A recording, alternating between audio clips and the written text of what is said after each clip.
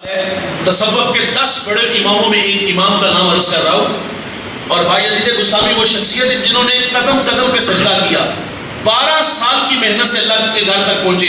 کعبے پہ نظر پڑی، نظر جھکا لی، کہا مالک اگر پتھر دیکھنے تھے تو یہ شہر بستان میں بھی بڑے تھے، دوسری نظر اٹھائی، کعبہ بھی نظر آیا، کعبے والا بھی نظر آیا،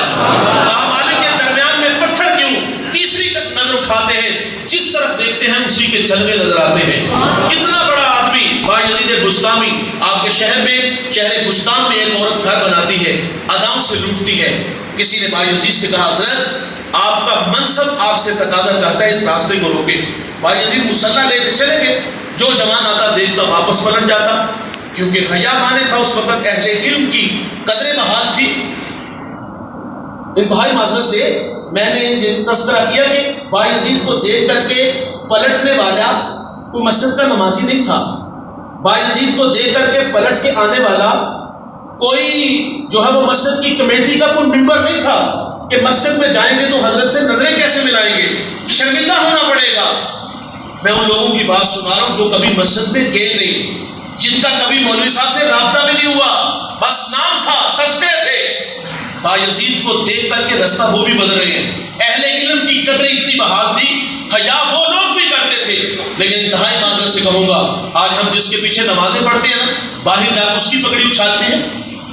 یہ رویے ہیں ہمارے لوگوں کے، لاتے تو حسرت کر کے ہیں، لاتے تو صوفی صاحب بنا کے ہیں، لیکن مسجد سے جب نکالتے تو ذلیل کر کے نکالتے ہیں۔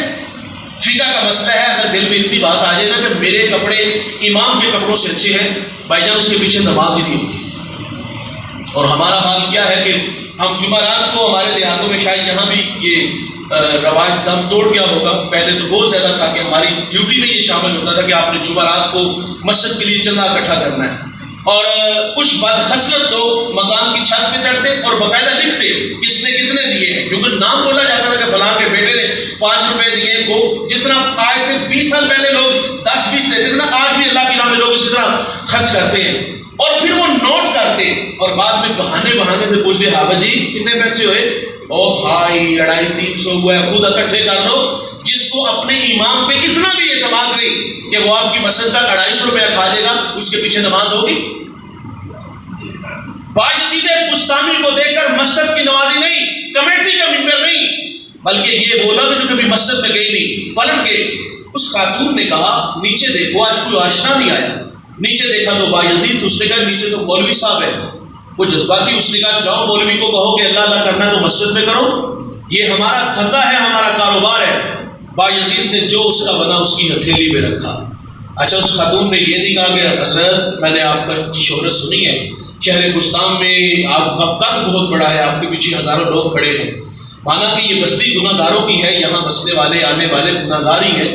تو مجھے اس بات کا پوری شدت سے احساس ہے کہ آپ کے پیچھے ایک جماعت کھڑی ہے، اگر آپ پھسلے تو آپ کے پیچھے بہت بڑا نقصان ہوگا، تو لہٰذا مانا کہ گناہ گار ہے، لیکن اتنے بھی گئے گزرے نہیں کہ ہم تھوڑے سے پیسوں کے لیے آپ کی عزت اور آپ کی پگڑی کا بھی خیال نہ ہو، چاہیے دامن بچائیے، چٹی چادر پھومنا والی داغ نہ لامی جنیا،